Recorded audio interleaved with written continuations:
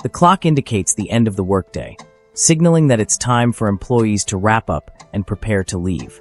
Kim Se-ho, a dedicated non-regular employee at Jinseong Trading Company, remains seated at his desk, fully immersed in the tasks displayed on his computer screen. While others begin to pack their belongings and tidy up their desks, Se-ho continues to work with focused determination, seemingly unfazed by the growing activity around him. As chairs scrape against the floor and colleagues engage in light conversations, the atmosphere in the room shifts to one of anticipation for the evening ahead. Suddenly, the sound of a sharp clap grabs everyone's attention, causing heads to turn toward the source. Standing at the center of the room is Manager Jean, a familiar and lively figure known for his upbeat personality. With a wide smile and a confident stance, he calls for the group's attention. True to his reputation for fostering camaraderie, Manager Jean enthusiastically invites the team to join him for dinner. Just as he often does, Manager Jean now invites all employees to go hiking at Pungak Mountain to strengthen the bonds of friendship within the team. He enthusiastically announces that he will personally serve everyone chicken soup during the outing. Some employees respond with polite applause, though deep down, they are not entirely on board with the idea. However, they feel unable to decline the invitation from their manager. Meanwhile, a few employees subtly make their objections known by quickly finding excuses to leave the room, their hurried movements silently signaling their unwillingness to join Manager Jin's planned activity. Manager Jean notices that the room has suddenly emptied. He wonders why there seems to be no sense of togetherness among the employees. However, Se-ho remains seated at his desk, fully immersed in his work. Intrigued, Manager Jean calls out to Se-ho, deciding to personally pitch his hiking plan to him once more. Se-ho, still focused on his tasks, listens briefly before politely declining the offer. He explains that he has a significant workload piling up this week and cannot spare the time. Undeterred, Manager Jean persists, telling Se-ho that if anyone will recognize his dedication to the company, it will be him as the manager. Hearing that, Se-ho pauses his work and smiles at Manager Jean. He reassures him that all of his tasks are due next week and that he is simply staying ahead of his deadlines. However, Manager Jean chuckles and remarks that someone as young as Se-ho shouldn't be burdened by frustrating responsibilities. He adds that Se-ho's work contract is about to be renewed, and as the manager, it will pass through his hands. Playfully yet pointedly, Manager Jean suggests that any misstep from Se-ho might jeopardize his career. Despite this, Manager Jean reassures him not to worry too much, as the invitation to Pungak Mountain is not intended to be a farewell party. Se-ho continues to feel a sense of worry, though he remains quiet. His silence, however, is interpreted by Manager Jean as agreement to join the hiking trip. Manager Jean, noticing Se-ho's lack of response, assumes that Se-ho may not have any friends, which he believes is why Se-ho stays late at the office and working well into Friday nights. With this assumption, Manager Jean presses on, directing Se-ho to finish his work and leave the office. Se-ho, understanding the request, nods politely and responds with a brief expression of gratitude for the effort that Manager Jean has put into his plans. His tone is calm and respectful, though it's clear that Se-ho's mind is elsewhere, still preoccupied with his own concerns. Despite the manager's persistence, Se-ho remains focused on completing his tasks, aware of the underlying pressure to comply with the expectations placed on him. The following day, Manager Jean and Se-ho set off for their hiking trip to Pungak Mountain. The journey takes them through the serene landscape, where they eventually stop to rest at a small pavilion. They are served warm, comforting chicken soup, which offers a moment of relief after the hike. Alongside the soup, they indulge in sake, a drink that Manager Jean finds exceptionally delightful. The taste of the sake encourages him to pour himself more, and he continues to sip it enthusiastically, savoring each drop. However, as they share this quiet moment, Se-ho experiences an internal struggle. Every time his gaze meets Manager Jin's face, a deep sense of frustration wells up inside him. The sight of his manager, coupled with the pressure of the situation, causes waves of irritation to ripple through Se-ho's mind. He begins to feel trapped in his own emotions, overwhelmed by the unspoken tension between them. Yet, in the midst of his growing anger, Se-ho chooses to swallow it down, suppressing the rage that threatens to surface. He clenches his fists internally and forces the bitterness into the depths of his throat, hoping that if he can hold it back just this once, the anger will eventually dissipate. Sean-ho tells himself that perhaps, if he can endure these moments of frustration, it will fade away from his heart in time, leaving him with a sense of peace he desperately craves. While Sean-ho is lost in his thoughts, still reflecting on his anger, Manager Jean suddenly interrupts his reverie, noticing that Seon-ho's glass is empty and that he's only eating his chicken. Manager Jean asks if Seon-ho feels like he isn't allowed to drink, suggesting that perhaps, due to his presence, Seon-ho has lost the mood to enjoy the sake. Surprised by this observation, Seon-ho quickly denies that it's the case. However, Manager Jean continues, noting that whenever Seon-ho is invited to dinner, he always finds an excuse to decline. If that doesn't work, Seon-ho tends to take half-days off and disappears without a word. In response, Seon-ho suddenly drinks his sake in one gulp, thinking to himself that his manager is truly unfortunate. At that moment, Manager Jean notices that Seon-ho has left some sake in his glass and realizes that he may have unintentionally ruined Seon-ho's mood for drinking. Seon-ho, sensing the shift, casually explains that it wasn't intentional, finishing the remaining sake in his glass. Manager Jean, in a lighter tone, laughs and comments that he was just joking, thinking that perhaps Seon-ho doesn't have much of a sense of humor. Manager Jean picks up a piece of chicken thigh and Seon-ho, expecting it to be handed to him, thanks his manager in advance. However, his assumption proves wrong as Manager Jean eats the chicken thigh himself, leaving Seon-ho surprised. To his surprise, Manager Jean then offers him a piece of chicken neck as a special gift. Seon-ho, puzzled, wonders if this gesture might actually be a veiled threat to cut his career short. Suddenly, Manager Jean speaks, telling Seon-ho that he hopes he will have a long and safe career. He then adds that for the next round of full-time employee promotions, he has Seon-ho in mind personally. Seon-ho is taken aback, unable to believe what he's hearing, unsure if his manager is serious or not. In response, Seon-ho pours sake from the bottle and offers to pour some into Manager Jean's glass as a gesture of gratitude. Manager Jean remarks that this act of Seon-ho pouring the drink shows his enthusiasm, and in return, he pours sake into Seon-ho's glass as well, the two of them sharing this small moment of camaraderie. As the drinking continues, both Manager Jean and Seon-ho begin to feel the effects of the sake. The mood becomes more relaxed and Seon-ho, slightly intoxicated, speaks with a hint of sincerity in his voice.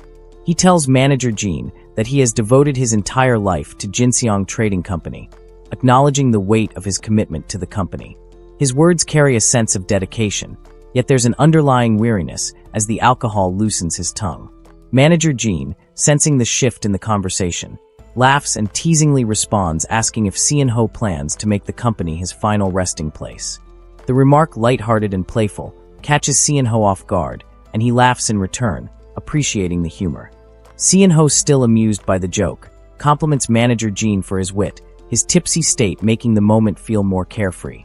The two share a light moment, their earlier tension forgotten as they bond over drinks and laughter. After some time, Manager Jean decides that from now on, Seon-ho must actively participate in company dinner events, just like the other employees. Seon-ho, still under the influence of the alcohol, agrees to this without hesitation. Both of them, now somewhat drunk, walk out of the pavilion, stumbling a bit along the way. Manager Jean, in a cheerful yet tipsy tone, says that he prefers people who are pleasant to be around rather than those who are just competent. He asks Seon-ho if he understands this sentiment. Seon-ho, with a light-hearted smile, responds that he understands, saying it in a joking manner. Before they know it, they find themselves at the cashier's desk, and the cashier asks them for payment. However, at that moment, Manager Jean suddenly bolts out, thanking Seon-ho for treating him to the promotion celebration. Seon-ho, confused, stands there for a moment and asks why Manager Jean isn't paying. He reminds Manager Jean that just last Friday, he had promised to treat him. Manager Jean responds that the treat was actually intended for the other employees who had been working hard outside the office. Seon-ho, taken aback by the response, tries to recall what Manager Jean had said earlier, now uncertain about the promise. This past Friday, Manager Jean informs Seon-ho that he and the other employees will head out to the field for work, meaning Seon-ho can't be the only one staying behind to rest. Manager Jean also remarks that having dinner with the team is just an extension of their work duties. With that, Manager Jean leaves with the team, leaving Seon-ho alone, and casually asks one of the employees about their dinner plans for the evening. The employee suggests they go to a Chinese restaurant, which is part of their efforts to support the success of a new product called Kajang, set to enter the Chinese market in the second semester. Manager Jean praises the idea, then invites the rest of the team to head to Kaohsiung that night. The employee who made the suggestion, however, grumbles to Xianho, expressing frustration about how long he will have to cater to the team's fervent dinner fans. He continues telling Xianho that if he doesn't have anyone to hang out with, he might as well go home and drink alone. As he speaks, the employee mutters a few curses under his breath, clearly irritated by the situation. At Pungak Mountain, the cashier presents their bill for 150,000 won. Xianho, frustrated, mutters under his breath, wondering if this is really what fieldwork means. Just then, Manager Jin's voice echoes from a distance thanking Xianho for paying the bill. This only fuels Xianho's anger, and he thinks to himself that this is exactly why he avoids the dinner team, even if it means using up valuable half-days off. While drinking and sitting in one of the pavilions, Manager Jean comments that the sake he is drinking tastes delicious. Meanwhile, under the influence of alcohol, Xianho's anger rises, and he feels the urge to do something that might be unforgivable. As he contemplates punching Manager Jean in the face, the word full-time seems to appear across Jin's face, intensifying Xianho's internal conflict. At that moment, Manager Jean asks if Xianho has finished paying the bill, and Xianho replies affirmatively. Xianho, still struggling with his emotions, thinks that he is on the brink of crossing a line. He tries to swallow his anger, reminding himself that his full-time position is almost within reach. Trying to stay calm, he reflects on how he has endured for 2 years, working to maintain his composure despite the mounting frustration. In the midst of his anger, a sudden cold wind hits accompanied by thickening fog, making Xianho shiver with the chill. Manager Jean, seemingly unaware of the weather, suddenly begins running, declaring that he wants to get more sake. Xianho calls after him, urging him to return because the weather is strange. But Manager Jean continues to run, rambling about the second round and sharing the sake evenly. The fog grows thicker, blurring Xianho's vision, and in the stillness Manager Jean disappears from sight. Xianho is left wondering what is happening and why everything seems to have taken a sudden turn. He keeps running, trying to catch up with Manager Jean, but the fog grows so dense that he can no longer see anything. Panting heavily, he thinks about how much time has passed in the thick mist. No matter how far he runs or walks, he feels like he's getting nowhere. Suddenly, he trips over a tree root and falls. As he lies there, he thinks to himself that he doesn't want to die like this because there is still so much he has to do. Amidst the thickening fog, Xianho suddenly notices a dark figure in the distance. As he approaches, the figure becomes clearer, revealing a house with its door wide open. He enters the house, lying down inside to seek refuge. Inside, he spots a photo of a deity and several jars, leading him to assume the place is a shrine. Feeling the cold, he grabs a cloth that is covering a table with a large jar placed on it and wraps it around himself for warmth. While lying there, Xianho thinks that if he can hold on, maybe rescuers will find him, and he will eventually realize his dream of becoming a full-time employee. He envisions that securing a full-time position will bring him a secure life, without the constant fear of his contract being ended. It is a life that is completely different from the one his father lived. Xianho notices the jar falling after he pulls the cloth from the table. He wonders if the contents of the jar are alcohol that could help warm him up. He thinks that drinking it might help his body endure. It seems like a better option than doing nothing and freezing to death. However, he still hesitates, questioning whether it's okay to drink the liquid inside the jar. He decides to ignore his doubts and drinks the alcohol in one go. As he swallows, he experiences a sensation he has never felt before, making him wonder what kind of liquor it is. Soon after, he feels an unbearable pain in his chest. It feels as though his chest is burning, and the pain intensifies. Overcome by the agony, Xianho screams and then collapses into unconsciousness. Xianho falls into a deep sleep and begins to dream. In this dream, he sees a group of individuals, each holding a sword in their hands. Their faces are obscured by scarves, making it difficult to discern any features. Among them, one figure stands out, an individual holding a large jar filled with alcohol. This person drinks from the jar, consuming the alcohol quickly and soon becoming completely intoxicated. As the drunken figure stumbles, the group of sword-wielding individuals attacks him, but in an instant, the drunken person manages to evade the strike with remarkable agility. To everyone's surprise, the drunken person rises into the air, defying gravity. From this elevated position, he retaliates against the sword wielders by breathing out fire, a burst of flames shooting from his mouth. The fire engulfs the sword wielders, causing them to burn. The scene is chaotic with the air thick with smoke and the sound of crackling flames filling the dream world. Seon-ho wakes up in a hospital room, feeling incredibly disoriented. His face is covered with a thick beard and mustache, and his hair has grown long, making him look unrecognizable. As his senses slowly return, a strong wave of dizziness hits him, making it difficult for him to focus. He wonders how he ended up in the hospital. Was he rescued by the emergency team, or had something else happen that led him here? When he tries to stand up, he feels incredibly unsteady, as though his body is not responding properly. His balance wavers, and he almost falls backward, narrowly avoiding a complete collapse. His mind races as he questions what he did before losing consciousness and what is happening to his body. A deep sense of unease builds within him as he struggles to recall the events leading up to this moment. Feeling suddenly nauseous, he hurries toward the bathroom, hoping to relieve the overwhelming discomfort. As he reaches for the bathroom door and pulls it open, to his surprise, the door immediately shatters, falling apart as if it couldn't withstand his touch. He stands there, stunned and confused, unable to comprehend what just happened. Why did the door break so easily, and what's going on with him? Seon-ho stands still, his heart pounding in his chest. He looks at his hands and then around the room, but nothing makes sense. He continues to question what has changed in his body, why he's feeling this way, and why he seems to be capable of things beyond his control. Something is definitely wrong, but he can't quite figure out what it is. Seon-ho wakes up from his long faint. He immediately stands up and walks to the bathroom inside the room. When he looks in the mirror, Seon-ho is shocked to see himself. He notices that his hair has grown long, and there is a thick beard on his face. He is so surprised that he accidentally screams while holding his face. He loudly asks himself why his face looks like this now. The sound Seon-ho makes is very loud, which causes the doctor and a nurse to come into Seon-ho's room. The doctor asks Seon-ho what happened.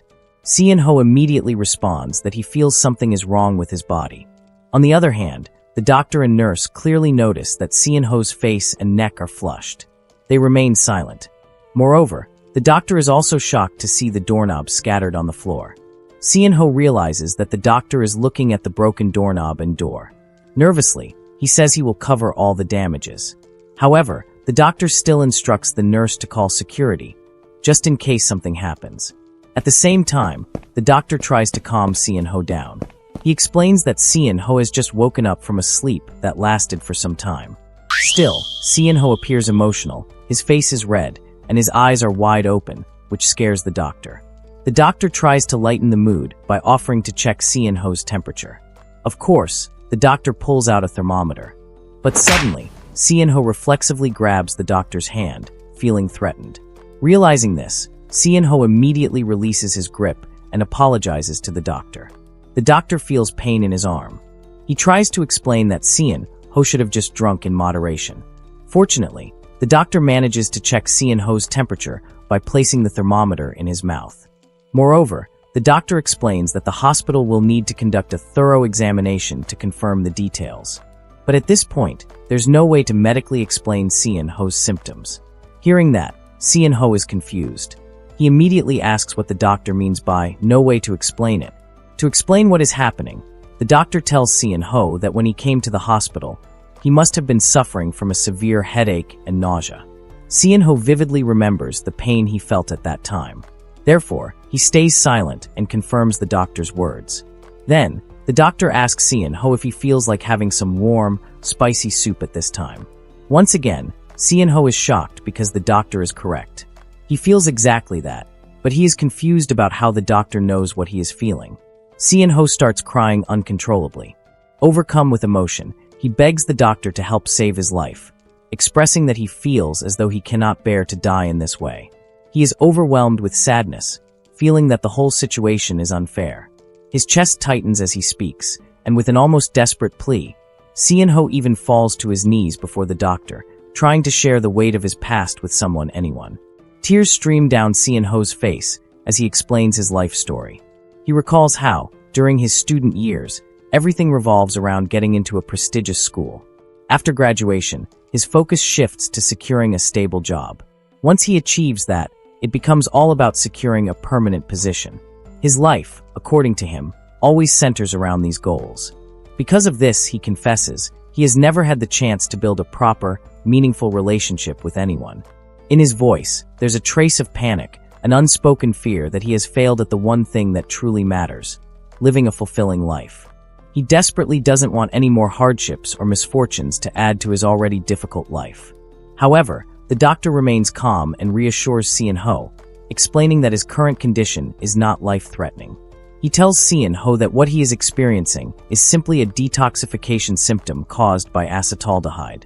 As the doctor checks Sean-ho's temperature, he further elaborates, explaining that Sean-ho's case can be categorized as a rare instance of persistent symptoms.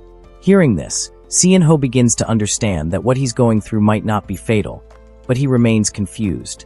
He still doesn't know what acetaldehyde is, so the doctor explains in simpler terms that Sean-ho's symptoms are simply a hangover. This explanation leaves Sean-ho even more puzzled. Feeling mentally and physically drained, Sean-ho decides to get some fresh air. He steps out of his room and heads to the hospital garden, hoping the calm atmosphere will help clear his mind. Sean-ho sits on a bench, lights a cigarette, and drinks a few canned drinks, still wondering to himself why the doctor is so focused on monitoring something as trivial as a hangover. He thinks it's an overreaction. Perhaps, Sean-ho even wonders, the doctor might not be a competent one at all. It feels like a big fuss over something that should be simple to handle. Lost in his thoughts, Sean-ho suddenly feels a sharp headache. It triggers a memory of the strange dream he had while he was unconscious. He recalls seeing a strong man in the dream, but the dream doesn't leave his mind so easily. Sean-ho doesn't dismiss it as a mere dream. Instead, he starts wondering why it's returning to him so vividly, as though there's some deeper meaning behind it. He thinks about the meaning of his dream and the reason he remembered the dream so clearly. Just then, Sean-ho's phone rings. It is a call from his boss. The boss asks how Sean-ho is feeling. Sean-ho, who is now feeling a little better, happily replies that he is doing much better than before. His boss informs him that his friends have been really worried about him for the past 2 months, and Sean-ho, hearing this, immediately apologizes for causing them so much worry. He assures his boss that he will finish the discharge procedures and head straight to work. However, to Sean-ho's surprise, his boss tells him that his contract expires while he is in the hospital. Sean-ho is left speechless, stunned by the news. His boss quickly adds that the decision isn't his, but rather the company's. He tells Sean-ho not to hold it against him too much, and then requests that Sean-ho come by to collect his belongings from the office. Sean-ho feels an overwhelming sadness consuming him. He cannot defend himself, and despite knowing that this situation is not entirely his fault, he still has to accept the harsh reality that his work contract has come to an end. He feels trapped and helpless. His mind is filled with the overwhelming weight of this decision, knowing there's nothing he can do to change it.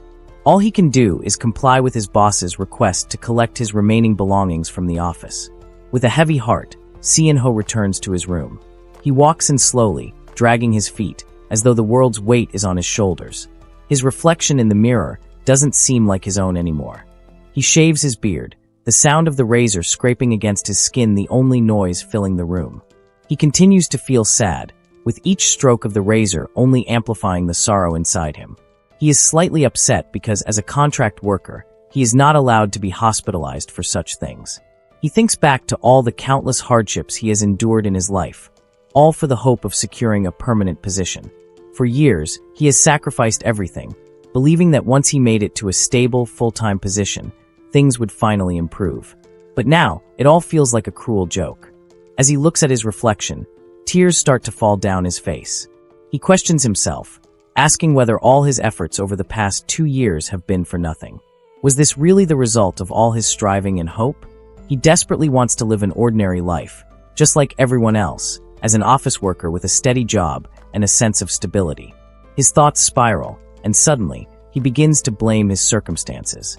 He wonders why life is so unfair, and why it doesn't allow him to live normally like other people. He can't help but feel angry and resentful at the situation. After a few moments of reflection, Sean-ho forces himself to pull it together. He knows he has to move on, but his heart is heavy with sadness. He changes into a neat, formal outfit, trying to at least maintain some semblance of professionalism.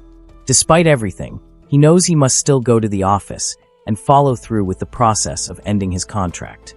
He rushes to the office, trying to maintain a sense of urgency and purpose, though his heart is not in it. When he arrives at the office, he walks down the corridor, feeling the stares of several staff members who look at him strangely. Their gazes are filled with curiosity and judgment, but Si-in-ho does his best to ignore them. He forces himself to stay positive, even though his face is filled with visible anger and frustration. His mind is a whirlwind of conflicting emotions, and he can't seem to shake the heaviness weighing him down. Finally, Si-in-ho enters his old office. As he steps inside, he tries to encourage himself. He tells himself that there's no way he can continue working in such an environment. He tries to find some strength, but when he looks around, the office atmosphere confirms his worst fears. The workers around him all look tired, worn out, as if they are simply going through the motions. There is no passion, no spark of excitement in the air. Everyone seems to be in a state of resignation, and it's clear to Si-in-ho that this is the life he has been avoiding. It's not what he wants for himself. Just as he starts to convince himself that he is doing the right thing, a sharp pang of sadness hits him. He looks at his old desk, only to find it now occupied by a new employee. The woman sitting there looks up at him with a warm smile, completely unaware of the emotional storm raging inside him. Si-in-ho approaches her, his heart sinking as he tells her that it's his seat. The woman greets him kindly and mentions that she admires his decision to resign, even though he clearly wanted to keep working and achieve his dreams. Si-in-ho is taken aback by her words, unsure of what she means. Confused, Si-in-ho asks her what she means by that. The woman explains that she has heard a lot from Uncle about him. She says that Si-in-ho became fascinated with hiking and eventually decided to become a professional mountaineer. Si-in-ho is baffled by her statement. He tries to understand, but he doesn't know what she is talking about. He wonders how she could say such things when he never had any interest in hiking at all.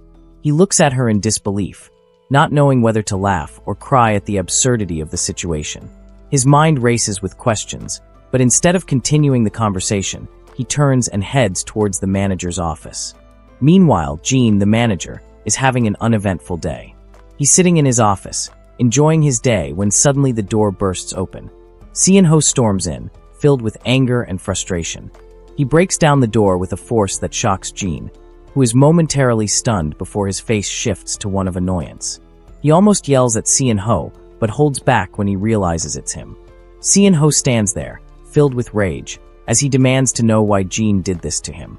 He accuses Jean of betraying him, reminding him that he followed him on those hiking trips, just as Jean wanted. Si-in-ho had endured all the annoying drunken conversations, accepted all the strange requests, and never complained. He had done everything to please Jean. But then, out of nowhere, Jean had abandoned him, recruited someone else, and replaced him so easily. Si-in-ho's voice is sharp as he speaks, and his eyes burn with fury. The staff members who are nearby witness the confrontation, but Si-in-ho doesn't care. He is so consumed by anger that he doesn't notice their stares.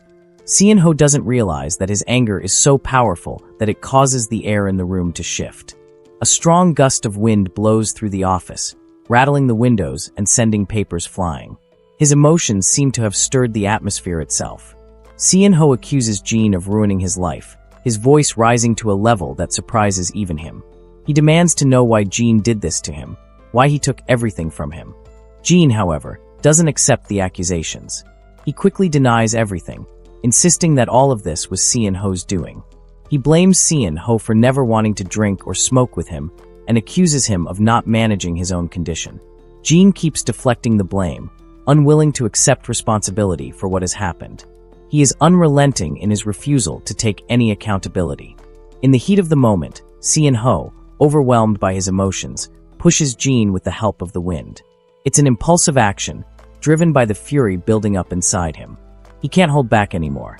With a furious tone, he tells Jean to be quiet, his voice trembling with anger.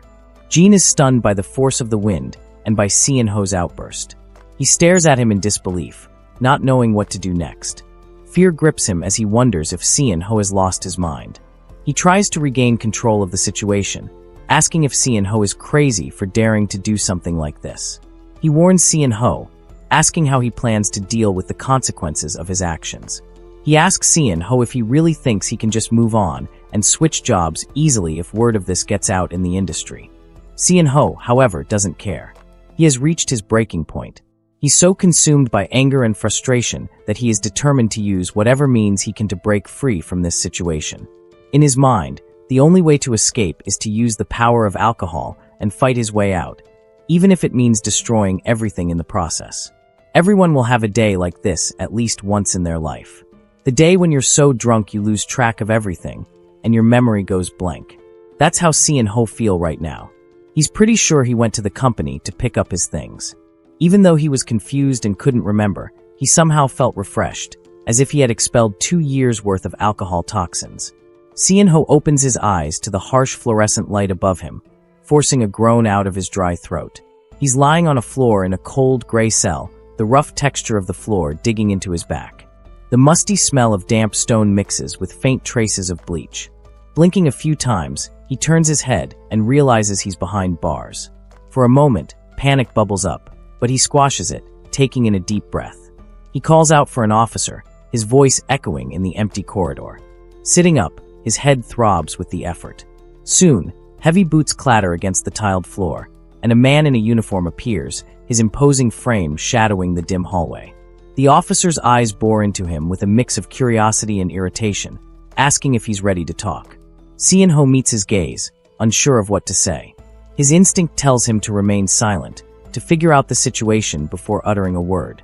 The officer's stern face doesn't falter, but he doesn't press further either. Hours later, Sean-ho steps out of the police station. In his hand, he clutches a crumpled piece of paper. The late afternoon sun blazes down on the cracked pavement, blinding him momentarily. Squinting, he descends the steps and takes a shaky breath. His mind feels like it's swimming through molasses as he processes the officer's words. Apparently, during his drunken escapades, he had punched his manager in a fit of rage. Now, he has to pay 10 million won in compensation, a price he can't fathom. The sheer absurdity of the situation makes his hands tremble.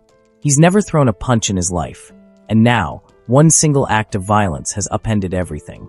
Staring at the paper, his jaw tightens, and he crumples it into a ball. The coarse texture of the paper digs into his palm as he mutters under his breath about his misfortune.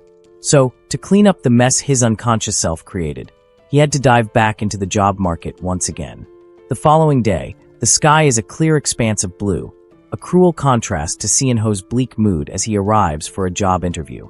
The modern glass building towers above him, its polished exterior gleaming under the sunlight. Inside, the air is crisp and cool, the faint hum of an air conditioning unit filling the silence. Other candidates sit in the waiting area. Their neatly pressed suits and polished shoes a stark contrast to Sean-ho's rumpled shirt and unshaven face. The faint scent of alcohol lingers on him despite his hurried shower that morning. As he sits down, the others cast discreet glances in his direction, their judgment palpable in the sterile atmosphere. Suddenly, one of the interviewers, a man with sharp eyes and a neatly combed haircut, bluntly asks if he's drunk. Sean-ho stiffens, denying it, but the judgmental stares persist, and he knows he's already lost this opportunity. However, there was no company in South Korea willing to hire an alcoholic reeking of booze in broad daylight. By the time he had failed all the interviews, the conclusion he came to was the only one. To survive, he needs to treat this hangover first. With no other options, Sean-ho goes to Myri University Hospital. The hospital's pristine white walls and antiseptic smell only amplify his unease. Sitting across from the doctor, he fidgets nervously as the man reviews his lab results. The doctor notes the unusual results, explaining that in his 13th years of becoming a doctor, he never encountered such a case. There's absolutely no change in the blood alcohol concentration compared to last time. He then asks Sean-ho go to bigger hospital. Sean-ho asks about the medical expenses for such treatments.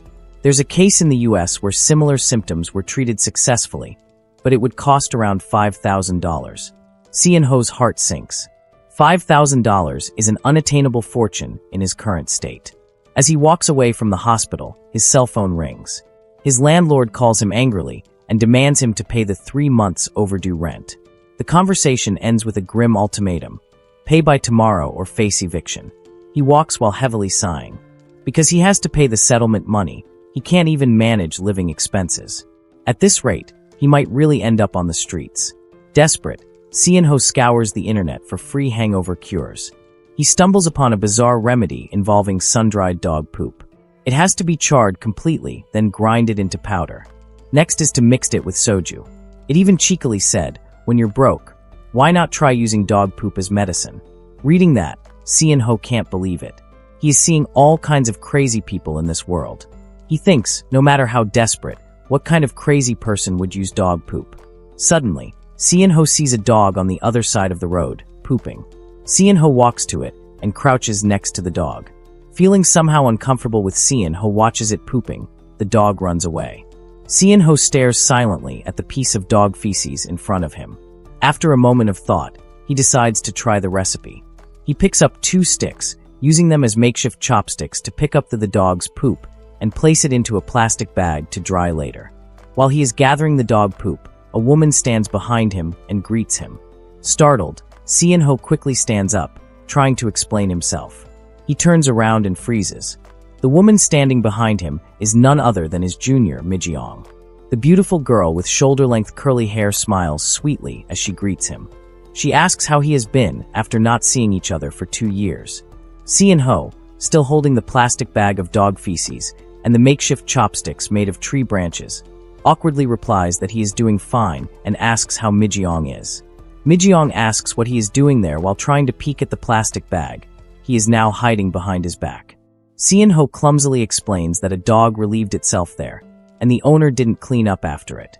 Mijeong laughs cheerfully, saying that Sienho hasn't changed at all, reminding him how he used to clean up everyone's mess after group projects. She mentions that his responsible and dependable nature was what made her want to get closer to him. Unfortunately, since Sienho didn't drink alcohol back then, they never had the chance to grow closer. Then Mijeong leans slightly towards Sienho, leaving him frozen in nervousness. Smiling, she says that maybe now the opportunity has finally come. Nervously, Sienho agrees, adding that he has started drinking recently. Mijeong chuckles. She wants to invite Sienho for coffee, but there is work waiting for her. So, the girl gives her business card to Sienho. Mijeong smiles while waving her hand, inviting Sienho to go for coffee sometime. She says she will wait for Sienho to contact her, even calling him Appa. Sienho watches the girl leave with a flushed face, frozen in place, repeating the words she said before leaving, Appa, softly. Is this a proposal? Sienho grabs the front of his shirt, trying to calm his racing heart. It's not time for Sienho's heart to stop beating yet. Sienho squats down again and picks up the rest of the dog's mess, saying he needs to cure his hangover quickly. It's impossible for him to meet Mijeong again as an unemployed man who smells of alcohol. Suddenly, his hand stops. He remembers something. When you get stuck, just turn around and try again. The beginning of it all. His mind recalls a small temple in the mountains. So, Sienho goes, heading back to the mountain where he found the temple. Everything started from that place. The weather is clear, and the sky shines brightly. But Sienho gasps for breath under the shade of the trees along the mountain trail. He looks for the temple he visited in the middle of the mountains. But at that time, the mountain trail is filled with fog, and Sienho is unsure of the exact location of the temple. Suddenly, he sees a man who is also climbing with proper equipment, including a headlamp. He greets the man and asks if he has ever seen a temple along the hiking path. The man asks why Sienho is looking for a temple in the middle of the forest, when he could simply take a bus in the city and see a temple. Sienho laughs at the man's joke, then asks again about the temple. The man intentionally turns on his headlamp and shines it on Sienho's face, saying that from Sienho's labored breathing, the smell of alcohol on his body, and his flushed cheeks, these are the traits of a born hero. Sienho exclaims in frustration, not understanding what the man is talking about. Then, Sienho feels that something is wrong. He looks around. Behind the thick forest trees, he sees many shadows of people perched on the tree branches. Sienho becomes terrified by the sight. The man then asks if Sienho plans to leave the mountain because he has been waiting for a long time. Then, dozens of ninjas dressed in red and wearing face coverings jump down from the trees and form a line surrounding Sienho and the man. He wonders what is really going on. The man says that the Mountain Lord wishes to meet Sienho. He becomes confused, wondering who the Mountain Lord is and what all this means. The man then explains that speaking of the Mountain Lord, he is the next leader of the martial arts group called Judong, which serves the father of Pungak Mountain Dujabulsa. Then, a girl with a serious expression appears, wearing a blue school uniform and a school bag. Is this girl the Mountain Lord? The girl asks if Sian Ho is the one who drank bagua wine. Sian Ho pauses for a moment, not understanding what the girl is talking about. Then, he remembers the jar of water with an inscription in characters inside the shrine he entered at that time. Sian Ho nervously smiles, thinking that maybe these people can sober him up.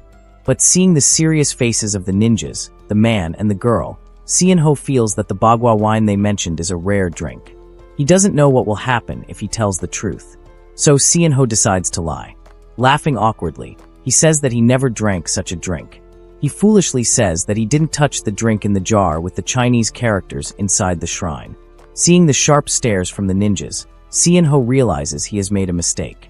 The girl in front of him suddenly ties her long hair into a ponytail and says she wants to make sure if Sian Ho is truly the heir of Dujabulsa. The girl takes off her school bag and vest, handing them to the man. She asks Sian Ho not to back down just because she is a woman or still a child. Because if Sian Ho dares to back down, he could really die. Then, with very quick movements, the girl delivers a kick toward Sian Ho, hitting his face hard. At Pungak Mountain, Sian Ho finds himself in an unexpected situation when the Mountain Lord, who appears to be a young girl dressed in a school uniform, suddenly launches a kick at him. To his surprise, the kick doesn't cause any real harm. Instead, he experiences a mild headache. Sian Ho is bewildered, unable to comprehend why this seemingly innocent girl, who goes by the title of Mountain Lord, is attacking him with such aggression. His initial reaction is to assume that she might be mentally unstable. However, as he observes her determined expression and relentless actions, it dawns on him that she is completely serious, which heightens his sense of danger. Feeling threatened, Sian Ho instinctively seeks a way to escape the bizarre encounter. He starts by rolling on the ground, a desperate attempt to put some distance between himself and his unexpected assailant. As he continues rolling, his movements become faster and more vigorous, causing his body to spin rapidly. This rapid motion stirs up a significant whirlwind of dust and debris, creating a swirling cloud that obscures the vision of the other fighters on the mountain. The Mountain Lord, witnessing Sian Ho's sudden maneuver, misinterprets his actions as an attempt to flee from the confrontation. Her perception of his behavior leads her to conclude that he is trying to run away from the fight, prompting her to label him a coward. Despite the chaos, Sian Ho's priority remains finding a way to avoid further conflict with the unexpected and formidable Mountain Lord. As the whirlwind of wind and dust expands rapidly, the Mountain Lord suddenly recognizes that it's not just a defensive move, but an actual attack from Sian Ho. She quickly shifts her focus to countering the growing storm, bracing herself to block the powerful onslaught. The swirling winds and flying debris become more intense, forcing her to prepare for what she assumes is a calculated assault. Amidst the tumult, Sian Ho's voice breaks through, surprising the Mountain Lord with his desperate plea. He calls out, clearly overwhelmed, expressing his urgent desire to stop and begging for assistance to escape the chaotic whirlwind he has unintentionally created. This unexpected cry for help catches her off guard, as she had been bracing for a serious confrontation. Despite Sian Ho's plea, the Mountain Lord can't help but be fascinated by the incredible force unleashed by his spinning body. She watches in amazement as the whirlwind continues to grow, creating a formidable barrier of wind and dust that seems beyond anything she's encountered. Her curiosity piqued, she begins to speculate about the source of such immense power. Could this be an indication of an untapped potential within Sian Ho, or perhaps a result of the fabled bagua wine, known for its ability to bestow extraordinary strength on those who consume it? Caught between her instinct to help and her intrigue over the mysterious power, the Mountain Lord ponders the nature of the whirlwind. The situation leaves her both astonished and cautious, unsure whether Sian Ho's display is a product of his own abilities or influenced by an external force like the bagua wine. After spinning for what felt like a long time, Sian Ho's body slowly comes to a stop, and as his spinning halts, the whirlwind of wind and dust gradually subsides. Sian Ho is surprised by this unexpected turn of events, not having anticipated that such a thing could happen to him. Curious and still processing what occurred, he turns to the Mountain Lord and asks what exactly bagua wine is. The Mountain Lord observes Sian-ho carefully, noting that it seems like he only taps into his power when he's under pressure. She also realizes that he hasn't yet figured out how to control the effects of the alcohol he consumed. She reflects that Sian-ho's abilities are still too underdeveloped for her to consider him a worthy successor to Dujabalsa. As a result, she decides to test him further. Determined to assess Sian-ho's true potential, the Mountain Lord decides to unleash all of her strength and begins attacking him with full force. However, to her surprise, Sian-ho avoids her strikes. She momentarily thinks he's about to counterattack, but instead, Sian-ho suddenly loses his balance, feeling dizzy and drunk. He stumbles and falls to the ground, overwhelmed by the effects of the alcohol. Sian-ho, struggling to regain his composure, weakly asks to be saved before losing consciousness and passing out. The Mountain Lord, now seeing his state, pauses in confusion, realizing that Sian-ho's journey is far from over. The next morning, Sian-ho wakes up in a bedroom, feeling disoriented and with a throbbing headache. He finds himself lying on a bed, his body covered with a blanket, but otherwise naked. Confused, he wonders where he is. As his gaze shifts toward the open window, he notices the unusual sight outside. A settlement that seems far from modern, with wooden buildings that resemble a village from ancient times. This sight makes Sian-ho briefly wonder if he is still dreaming. However, as his mind clears, Sian-ho begins to realize the gravity of his situation.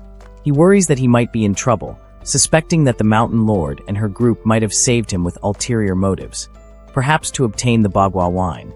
Concerned, he quickly gets dressed, his thoughts racing. Realizing he might be in more danger than he initially thought, he decides to escape the place as quickly as possible, planning to flee before he finds himself caught up in whatever schemes the Mountain Lord may have in store for him. Sian-ho briefly tries to consider what the Mountain Lord and her group might plan to do in order to obtain whatever is inside him. He feels a growing sense of unease, wondering if they might have some dark intentions for him, especially in connection with the manhwa wine. The thought of being exploited or used for their purposes fills him with dread. Determined not to die in such a way, Sian-ho resolves that he must find a way to escape before things take a turn for the worse, refusing to let himself become a pawn in their schemes. As Sian-ho reaches for the door to leave the room, he is startled by the sudden appearance of the elderly mountaineer he meets earlier on Pungak Mountain. The old man looks at Sian-ho with a knowing expression, and Sian-ho realizes that he is mistaken about needing to leave the room. The elderly mountaineer points out that the bathroom is actually within the room itself. Sian-ho, slightly embarrassed, takes a moment to process this before continuing with his plans. Afterward, the elderly mountaineer takes Sian-ho on a walk to explore the settlement. As they walk, Sian-ho briefly wonders if the village is part of an afterlife. The elderly mountaineer, confused by Sian-ho's thoughts, wonders what he is talking about. Sian-ho then asks if the elderly mountaineer and the others plan to take his heart and gallbladder to obtain the manhwa wine. The elderly mountaineer responds by explaining that the Mountain Lord is not the Dragon King, and there is no reason to take Sian-ho's organs. He then clarifies that the manhwa wine is a drink made from the soul of an immortal drink maker, and it is impossible to acquire it again once it is consumed. Sian-ho asks if the immortal drink maker in question is the elder from Pungak Mountain. The elderly mountaineer explains that part of that person's soul is now within Sian-ho's body. Sian-ho, still trying to comprehend, questions whether that makes sense. The elderly mountaineer laughs and assures him that Sian-ho will understand everything eventually. As Sian-ho walks through the village, he is struck by the sight of everyone around him seemingly in a state of drunkenness. For a brief moment, he entertains the idea that the villagers might be engaged in a drinking party, indulging in alcohol in the middle of the day. His confusion grows as he observes the state of the people, and he asks, with a sense of bewilderment, what kind of drunken individuals they are. In response, the elderly mountaineer, walking alongside him, points out that Sian-ho himself isn't much different from the villagers in his current state. Still not quite believing what he is seeing, Sian-ho presses further, asking whether everyone in the village truly wants to drink in such a manner. The elderly mountaineer, with calm understanding, explains that, regardless of how much one consumes, the choice to drink the manhwa wine ultimately rests with Sian-ho. He goes on to clarify that the true issue isn't the alcohol itself, but rather the mental chaos that it fosters. The real problem lies in the mindset that accompanies the consumption of the drink and the negative often degrading behaviors that emerge as a result of that mindset. While listening to the elderly mountaineer explanation, Sian-ho is suddenly nudged by a large man. The man angrily scolds Sian-ho, telling him to keep his shoulders straight. Sian-ho quickly apologizes, but the moment the man sees Sian-ho, he suddenly kneels before him. He expresses his deepest apologies, saying he failed to recognize Sian-ho as an elder. The man swears to ensure he avoids trouble and will keep his shoulder lowered from now on, wishing Sian-ho a peaceful journey. Confused, Sian-ho asks the elderly mountaineer who the man is. The elderly mountaineer explains that a rumor has spread quickly in the market. He gestures for Sian-ho to keep walking and continues his explanation, revealing that the place holds an ancient legend passed down through generations in the Judong Road. Eventually, they arrive at a statue. The elderly mountaineer explains that the statue represents Duju Bulsa, the god of alcohol who once governed the world from Funga Mountain. One day, this god divided his soul into 8 bottles of liquor, creating the legendary drink known as bagua wine, which was then spread to hidden places around the world. Beneath the statue is an inscription that reads, "Those born with boundless anger, let them lead Judong to the path of glory through bagua wine." This prophecy was delivered by Duju Bulsa before he disappeared. Sian-ho reflects on this and comments that the meaning of bagua wine is a vessel for repressed anger. Sian-ho looks at the statue once more, and a sudden realization hits him. The figure depicted on the statue looks strikingly familiar. He recalls that he had seen this person in his dreams, and remembers seeing their image in the temple where he consumed the bagua wine. A wave of understanding washes over him as he begins to suspect that Duju Bulsa might be trying to tell him that the bagua wine belongs to him. The elderly mountaineer continues to explain that as a result of consuming the bagua wine, Sian-ho has become the object of reverence for the villagers, who now view him as the successor to the immortal drunkard. The mountaineer doesn't dismiss their devotion, but rather affirms that Sian-ho has indeed drunk the hidden treasure of Pungak Mountain, the famed 8-trigram liquor, or bagua wine. This revelation shocks Sian-ho, who, despite hearing the words, asks how he can atone for his actions. He is uninterested in prophecies and doesn't care whether or not they are true. Sian-ho explains that he drank the bagua wine purely out of necessity to survive, and in doing so, his life has been thrown into turmoil. He doesn't seek fame or glory. All he wants now is to wake up from this madness and return to a normal life. Sian-ho makes it clear that he has no desire to embrace the role of a hero or become involved in their chaotic world, choosing instead to focus on finding peace and stability once again. Elsewhere, a group of individuals, known as the leaders of the drinkers' faction, are seen in the midst of a heated debate. Their discussion grows increasingly intense as they argue over something, each one passionately voicing their opinions and concerns. The tension in the air is palpable as they try to come to an agreement, but differing views seem to be complicating the matter. Byapju, the first leader of the drinkers group, expresses his astonishment, questioning how someone who cannot even manage their drunkenness could possibly be seen as the rightful heir to their long-standing tradition of never yielding to alcohol. He voices his concern over Sian-ho's apparent inability to control his state of intoxication, which he feels disqualifies him from carrying on their legacy. Soju, another leader of the drinkers' squad, counters Byapju's statement, suggesting that if Sian-ho is unable to control his drunkenness, the solution is simple: teach him how to do so. Soju proposes that Sian-ho visit her room after the sun sets, where she can give him a private lesson on how to master the drink. Yakju, another leader in the group, interrupts the conversation, advising caution. He reminds them that they should refrain from speaking so harshly in the presence of their lord.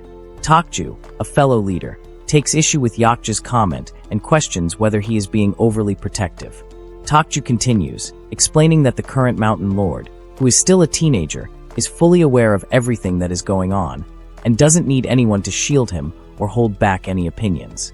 At this point, Mountain Lord Chongju slams her hand onto the table, declaring that it doesn't matter whether they are a tiger or a puppy.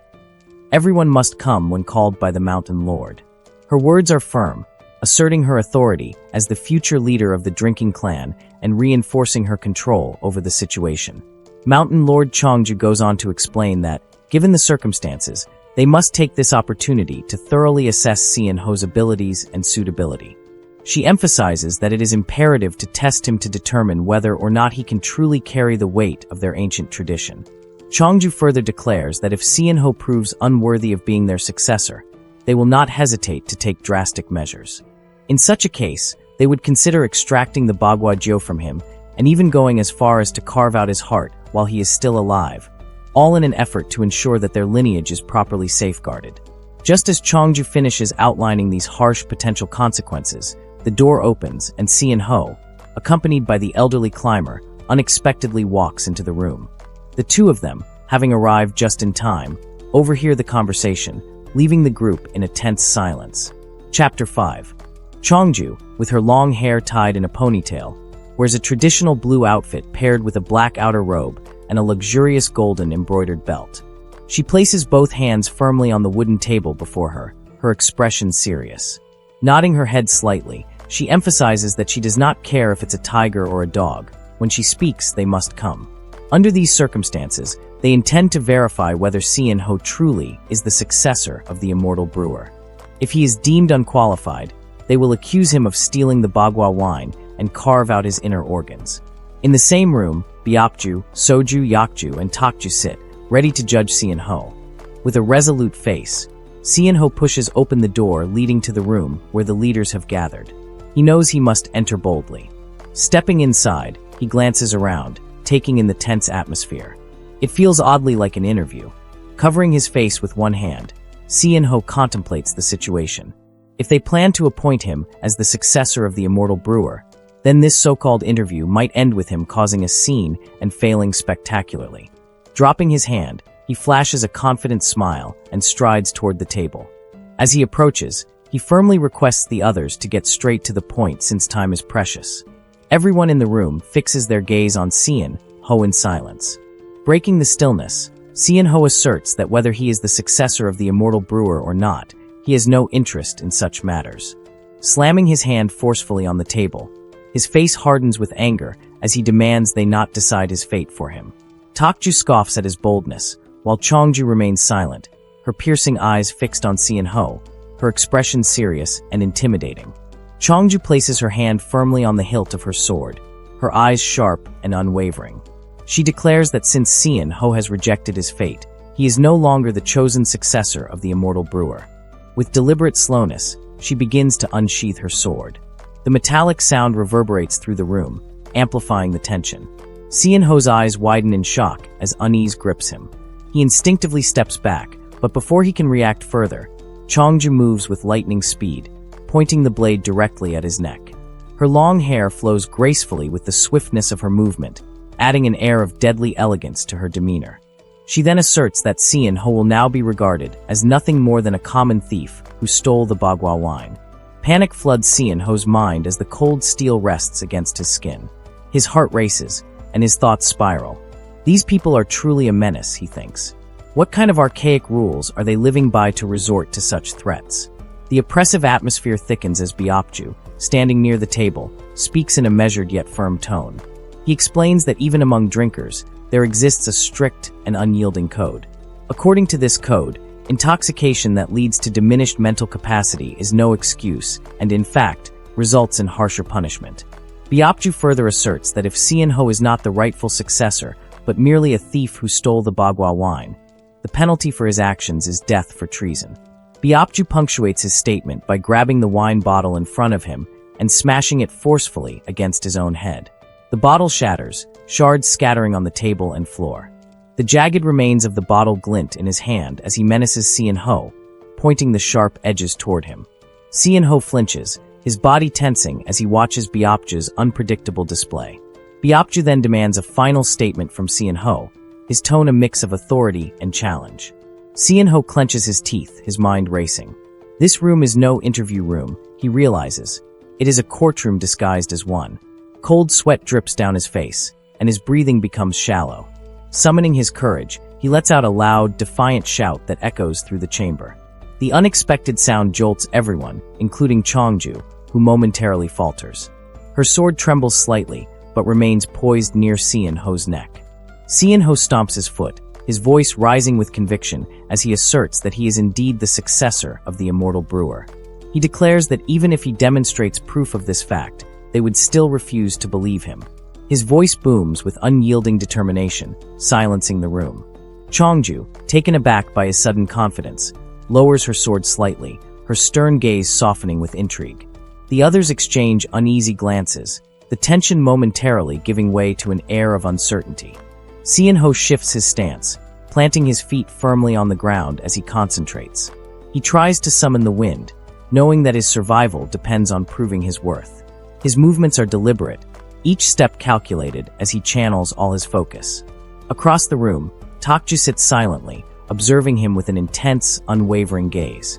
The older man exhales loudly through his nostrils, the sound echoing in the tense air, as if to mock Xianho's efforts. He mutters to himself that this is none other than the legendary immortal brewer's nostrils breath. Tokju appears both intrigued and skeptical, his lips curling into a smirk as he watches Xianho struggle. Xianho's determination does not waver. He boldly declares that as Kim Xianho, if ordered, he will willingly sacrifice his life for the drinkers. Yakju, now standing beside Beopju, feels a faint breeze ripple through the air. For a moment, he considers the possibility that Xianho's efforts might be bearing fruit. But Beopju dismisses it with a scoff, stating that it is merely nostril breath, nothing more. His tone is dismissive, and his expression betrays his disbelief.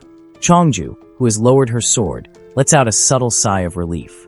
She seems to accept Xianho's resolve, nodding her head in acknowledgement. The room feels less hostile for a fleeting moment, as though the tension might dissipate. They had cornered Xianho with threats of swords and broken glass until he reached this decision. But just as the atmosphere begins to shift, Chongju's expression hardens. Her calm demeanor vanishes, replaced by a cold, deadly seriousness. Her eyes glint with renewed resolve, sharp as the blade she wields. Without warning, Chongju's sword flashes again, the motion swift and precise. The blade stops just at Xianho's neck, but this time, its edge presses against his skin. A thin line of crimson appears, and blood begins to trickle slowly from the fresh wound. The sharp sting and sight of blood send a wave of panic crashing over Xianho. His breathing quickens, and his heart pounds as fear grips him. Chongju's voice cuts through the air like her blade. She declares that Xianho's presence has placed the drinkers on the brink of an unavoidable crisis. Her logic is cold and ruthless. Eliminating potential risks is preferable to facing the uncertainties he represents. Her terrifying expression, the sharp blade against his neck, and the slow drip of blood from his wound paralyze Xianho. He feels utterly cornered. She continues, her tone merciless, stating that Xianho, who can only mimic the nostril breath of the immortal brewer, lacks the strength to gather the scattered bagua wines from across the world. Worse still, he could never hope to stand against Bacchus, the greatest threat to the drinkers. Her words strike deep, each syllable chipping away at Xianho's remaining confidence. The room falls silent except for the faint sound of blood dripping, marking the weight of her judgment. Chongju begins recounting the tale of the immortal brewer and Bacchus, her voice steady and unwavering, even as her sword remains pressed against Xianho's neck. She paints a vivid picture of a world long past, one lush with thriving forests and a sky of pristine beauty. In that age, two gods of alcohol ruled, one from the east and one from the west. The immortal brewer, revered in the east, stood against Bacchus, the formidable god of the west. The rivalry between these two divine beings was fierce and unrelenting. They clashed in both drinking contests that tested their resilience and physical battles that displayed their unmatched combat skills. Bacchus wielded a long, imposing sword, while the immortal brewer fought with a crescent-shaped polearm, its curved blade as graceful as it was deadly. For nearly a century, their battles raged across the world, yet neither could claim victory. One day, however, the immortal brewer vanished without a trace, leaving behind only the 8 legendary bagua wines. With his rival gone, Bacchus lost his purpose. He retreated into isolation, abandoning the world and waiting for the day a successor to the immortal brewer would appear. This secret, a tale unknown to the common people, became the foundation of the legend. Chongju's expression remains serious as she explains the gravity of the prophecy. If Xianho truly is the successor foretold, then Bacchus's return is imminent. But Bacchus's reappearance would spell disaster, not only for the drinkers but for the entire world. To prepare for this eventuality, the leaders of the drinkers have passed down their responsibilities for generations, tirelessly guarding the bagua wines to prevent chaos. Her words are heavy with foreboding, and the room falls silent, her audience enraptured by the tale. Xianho, feeling the weight of both the sword on his neck and the story's implications, raises his hands in a gesture of surrender. His expression shifts from resignation to frustration. He remarks that if the Bagua wines are truly as important as they claim, then they should have been guarded more diligently. When he entered the temple, there were no guards, no defenses, nothing to suggest the importance of what lay within. His voice rises with irritation as he points out their negligence. Changju's hand trembles slightly as she grips her sword. Her eyes narrow, and she counters sharply that their laxity is precisely the problem. There had been workers assigned to guard the wine, but they had replaced the real Bagua wine with counterfeit alcohol. The weight of her words deepens the tension in the room. If even the protectors of the wine could not be trusted, then perhaps this series of events is an unavoidable twist of fate. Cian-ho scoffs, his frustration mounting as he glances at the blood trickling from his neck. The sharp sting serves as a cruel reminder of the precariousness of his situation. The room remains suffocatingly quiet, each person digesting the enormity of Changju's tale and the accusations hanging over Cian-ho. In that moment, the thin line between legend and reality begins to blur, leaving everyone uncertain of what will come next. The man who escorted Cian-ho into the room suddenly steps forward, his movements calm yet firm, and pushes Changju's sword away with his hand. His voice is steady as he warns Changju to exercise caution, emphasizing that this matter cannot be resolved by spilling blood so hastily. Changju remains silent for a moment, her sharp gaze lingering on Cian-ho, but then she slowly lowers her sword.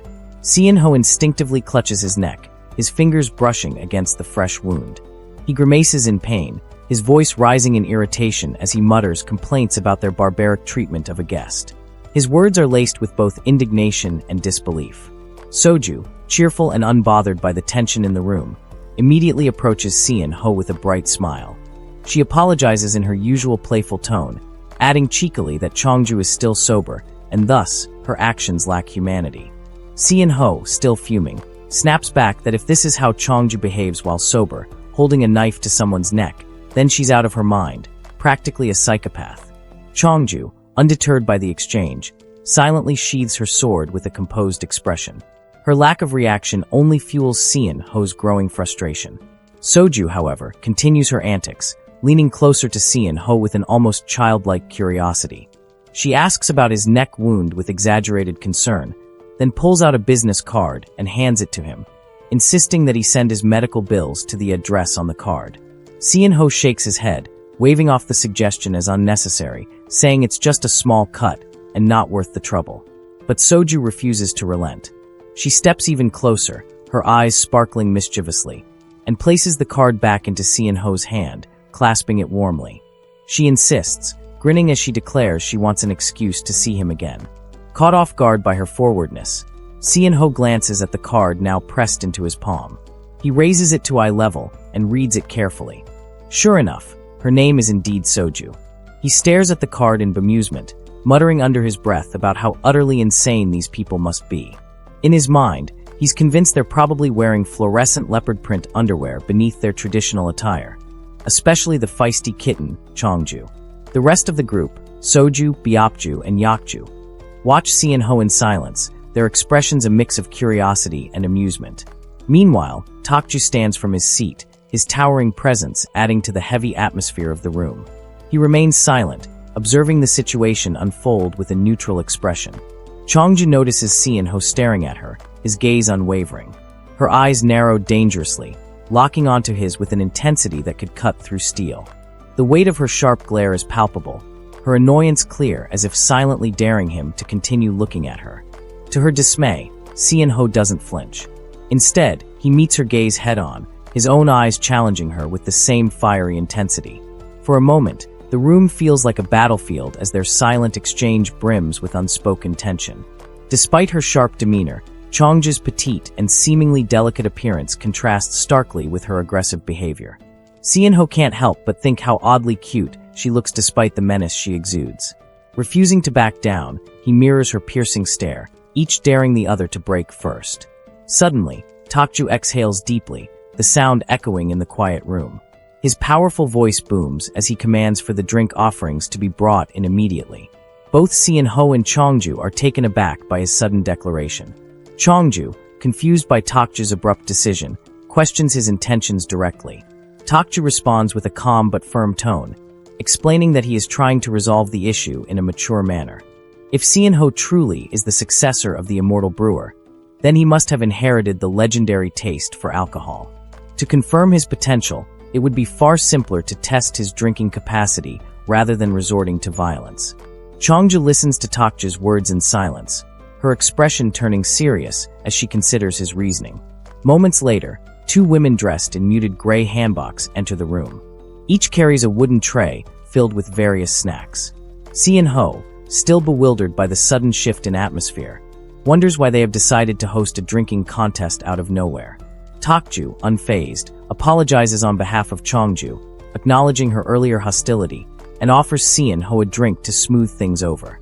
Tokju's demeanor is casual, as if the life-threatening situation from moments ago never happened. Sian-ho's thoughts race, struggling to comprehend how quickly the situation has changed. These same people who had just threatened to kill him now appear eager to share a drink with him. Is this some kind of twisted joke? As Sian-ho tries to make sense of it all, the door swings open again. This time, a large, bald man enters, carrying an enormous barrel of alcohol on his broad shoulders. Sian-ho's apprehension grows. Are they planning to drown him in alcohol as a new method of execution? The table is already set with an assortment of snacks, and Yakju has taken a seat, watching everything unfold with quiet amusement. The burly man places the massive barrel beside Tokju, who pats the container approvingly. Tokju glances at Chongju and questions why she is still in the room. Chongju doesn't respond, her irritated expression making her discontent clear. Tokju dismisses her brusquely, telling her to go to bed since she has school in the morning. His tone shifts slightly, almost teasing, as he promises to take good care of Sian-ho because he is, after all, the successor of the immortal brewer. Chongju stiffens at his words, her annoyance barely masked, but she does not argue further. Meanwhile, the two women who had brought in the snacks suddenly turn their attention to Sian-ho. Upon hearing Tokju's proclamation, their curiosity is piqued. In a whirlwind of movement, the women dart to Sian-ho's side and each grabs one of his arms, pressing close in excitement. The red-haired woman looks up at him with wide, eager eyes and asks if it is true that he can breathe fire from his mouth. Caught off guard, Sian-ho stammers out a response, clarifying that it's not fire he can produce, but wind. The brunette woman claps her hands in admiration, praising Sian-ho's remarkable breath and calling it impressive. Without giving him time to object, she gently guides him toward a seat at the table, her enthusiasm making resistance futile. Sian-ho unconsciously glances at Chongju, who stands still a short distance away, her arms crossed as if to display her disapproval. Realizing his wandering gaze, Sian-ho quickly releases the hands of the two women clinging to him. He straightens up, his expression serious, and reprimands them, explaining that such behavior is inappropriate in front of a middle schooler. His tone is firm, yet his words unintentionally strike a nerve. Chongju's eyes widen as she processes what Sian-ho has just said. Her face flushes with anger, and she clenches her fists tightly. Her voice rises as she corrects him sharply, declaring that she is, in fact, a high school student. Her indignation fills the room, causing Sian-ho and the two women to freeze in awkward silence. Chongju, visibly upset, spins on her heel and storms out of the room. Before leaving, she curtly orders the two women to follow her, which they do without hesitation, leaving Sian-ho behind in stunned silence. Tokju, seated comfortably in his chair, trembles as he tries to suppress his laughter. His shoulders shake slightly, and his lips curl into a sly grin as he watches the scene unfold. Sian-ho, still standing, stares blankly into the air, replaying the moment in his mind. He tries to pinpoint where he went wrong, but comes up with nothing. Before he can dwell on it further, Tokju's massive hand clamps down on his shoulder. The grip is firm but not overly aggressive, and with surprising ease, Tokju pushes Sian-ho into a chair. His voice, booming with authority, commands everyone to begin the drinking event. There's no room for argument. The mood shifts back to the task at hand. Soju moves quickly to remove the lid from the massive barrel that had been brought in earlier. A subtle shimmer rises from the liquid inside, its reflective surface glinting under the warm light of the room. A sweet, floral aroma wafts from the barrel, immediately capturing everyone's attention. Yakju, the elderly man seated nearby, steps forward with a ladle in hand. Carefully, he dips it into the liquid and lifts a small amount, observing it closely before bringing it to his lips. The room remains silent as Yakju takes a slow sip. His eyes close briefly, savoring the flavor, before a satisfied smile spreads across his face. Byapju, unable to contain his curiosity, asks Yakju how it tastes. The old man chuckles softly and responds that it is truly a fine and exquisite liquor, his voice carrying a note of admiration. Takju, evidently pleased with the verdict, roars enthusiastically for the liquor to be placed on the table immediately. Soju, standing nearby, raises a hand to stop Yakju, cautioning him against lifting the heavy barrel. She points out that such a strain could harm his back at his age. Yakju chuckles warmly, his laughter tinged with affection, and remarks that Soju is the only one who truly cares for an old man like him. Without missing a beat, Soju steps forward and effortlessly lifts the massive barrel. Her movements are fluid, her strength surprising for her frame. With a confident grin, she slams the barrel onto the table with a resounding thud. The force of the impact rattles the dishes, and Seonho's jaw drops in shock at her raw power. Soju turns to him, her expression mischievous but determined. She tells him to brace himself, because no matter what happens with the successor of the immortal brewer, she intends to crush any challenges ahead with her own strength. Her words carry both confidence and a sense of playful provocation, leaving Seonho unsure whether to feel encouraged or intimidated. Seonho remains silent, his thoughts racing as he contemplates his next move. This is the first time he faces alcohol since being diagnosed with a severe hangover condition. The pressure weighs heavily on him. If he passes out before these monsters, it would only prove how weak and useless he is in their eyes. Worse, if he loses consciousness, they could easily dispose of him without anyone noticing. His survival feels tied to this moment. Takju steps forward and hands Seonho a glass of wine, its surface glimmering under the warm light of the room. His booming voice carries a mix of curiosity and challenge as he comments on his eagerness to see the drinking prowess of the so-called successor to the immortal brewer. Seonho hesitantly takes the glass from Takju's outstretched hand, feeling the weight of expectation and judgment bearing down on him. Takju leans closer, his muscular frame towering over Seonho, and demands a story of heroism to accompany their drinks. But Seonho has no such tale to tell. He's merely an ordinary office worker, living a life that would seem dull and unimpressive to these eccentric figures. However, Takju laughs heartily, countering that every man's life holds at least one special moment. He taunts Seonho, suggesting that unless he is as insignificant as an ant, trudging through life without purpose, he couldn't possibly have been chosen as the successor. The words strike deep, prodding at the fragile foundation of Seonho's confidence. Seonho's gaze drops to the clear, pale pink liquid swirling in his glass. His hand trembles as he looks at his reflection in the wine, distorted and fragile. The only thing remotely special about him, he thinks bitterly, is the fact that he works harder than others. His efforts, though endless and exhausting, are replaceable. In his job, countless people could take his place without a second thought, leaving him unable to even voice complaints. He recalls the desperation of his job search days when securing a full-time position felt like a dream worth sacrificing everything for. He endured relentless hardships, swallowed insults from his unreasonable department head, and kept his head down, believing that enduring one more day would make the next more manageable. Everyone else seemed to do the same, surviving through endurance. But now, faced with these people who mock his existence, he wonders why his relentless efforts should be dismissed as meaningless. His hand tightens around the glass as a surge of emotion overwhelms him. Seonho abruptly stands, slamming one hand onto the table with a loud thud, while the other clutches the wine-filled glass. His sudden movement draws every eye in the room. Takju, mistaking his outburst for enthusiasm, grins broadly. He assumes Seonho is preparing to make a toast and eagerly calls for everyone to raise their glasses in unison. But Seonho doesn't wait. With a determined glare, he downs the entire contents of his glass in one swift motion. The room falls silent, Takju and Yakju exchanging looks of astonishment as they watch Seonho set the empty glass back on the table with a forceful clink.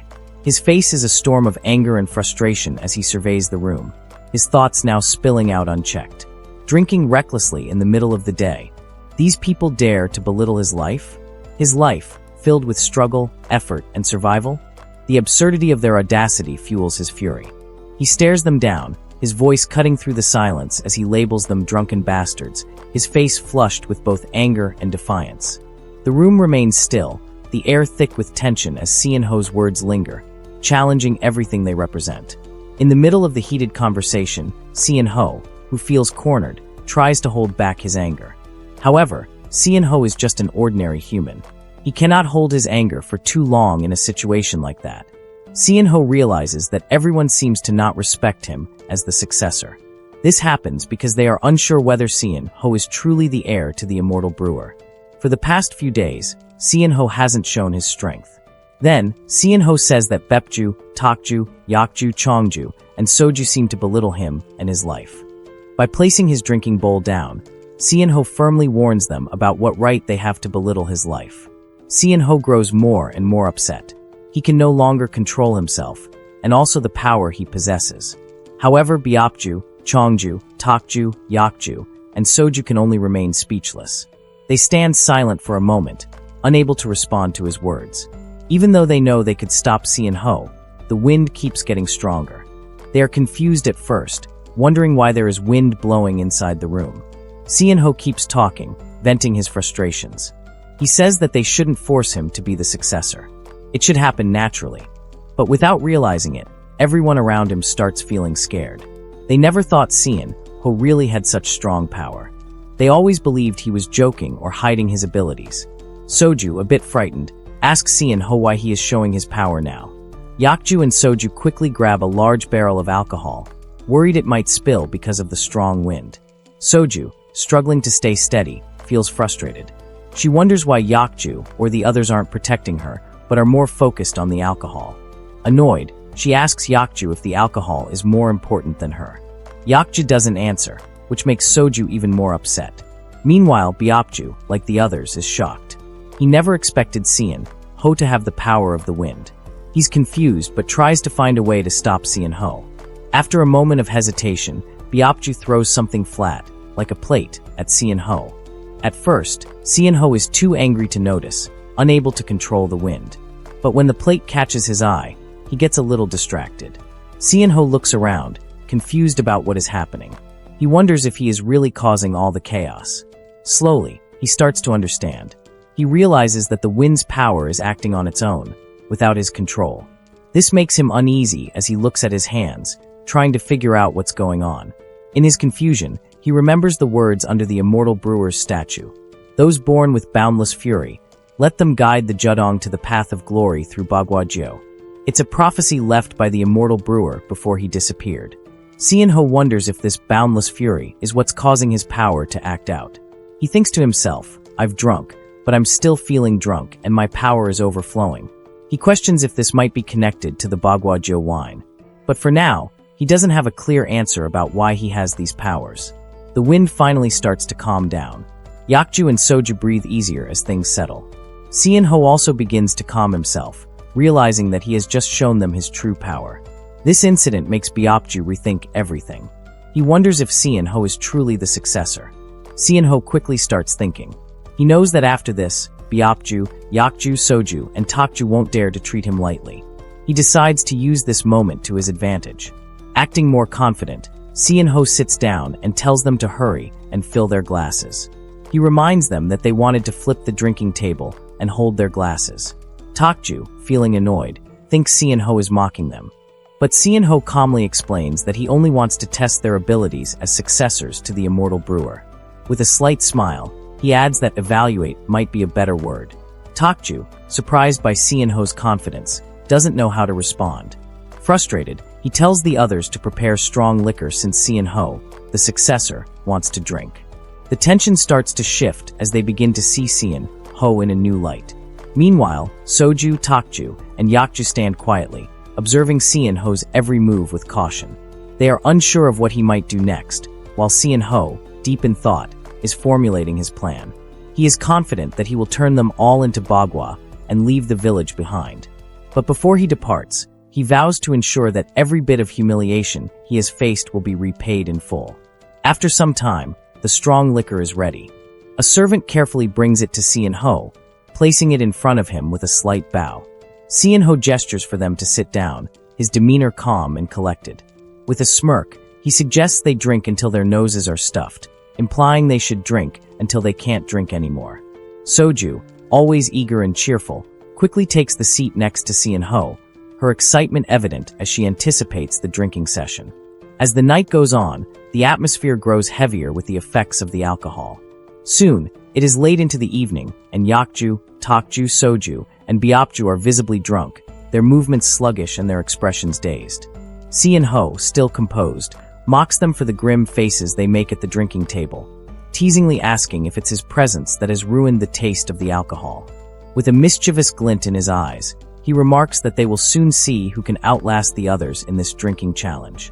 Internally, Seon-ho is amused that the traditional drinking customs he learned from his former manager are serving him so well in this situation. It doesn't take long for everyone to get drunk, except Seon-ho. Yakju can't even hold his head up, letting it rest on the table in defeat. Seon-ho feels a sense of triumph, knowing he is the last one standing. He questions their ability to handle alcohol and even expresses mock concern for their future as drinkers. Though he is slightly disappointed that they couldn't keep up with him, he still praises their efforts, acknowledging that they tried their best to compete with him. Out of the blue, Tokju, barely able to lift his head, weakly declares that he will kick Seon-ho out of the village. Seon-ho, instead of getting angry, responds with a playful warning, telling Tokju to be careful around him. He adds with a smirk that if Tokju carelessly lets out a fart, he might face a painful punishment, leaving the room filled with nervous laughter. Seon-ho starts to rise from his seat, intending to leave the room, but Soju, ever the playful one, stops him. She teasingly suggests that if Seon-ho's body is warm after drinking, she would like to be with him because she feels cold. Seon-ho tries to brush off her teasing, but before he can leave, Tokju comes up with a cunning plan. Tokju, determined to have the last laugh, decides to add a few drops of a mysterious liquid into Seon-ho's bowl. However, he first pours it into a large container, stirring it thoroughly to mask his actions.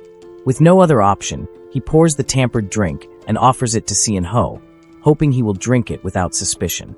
In his mind, Tokju is satisfied with his scheme. He has planned this carefully, believing that Seon-ho will have to be the sacrifice for his grand plan. Feigning a cheerful demeanor, Tokju hands the drink to Seon-ho, pretending to be hospitable. He casually mentions that the liquor barrel is running dry and promises to prepare more for next time. Seon-ho, however, finds this odd. With so much alcohol in the village, it should be easy to bring more, raising his suspicions slightly. After handing Seon-ho the drink, Tokju excuses himself, claiming there's something urgent that requires his immediate attention. Seon-ho, noticing the abrupt change, stops him.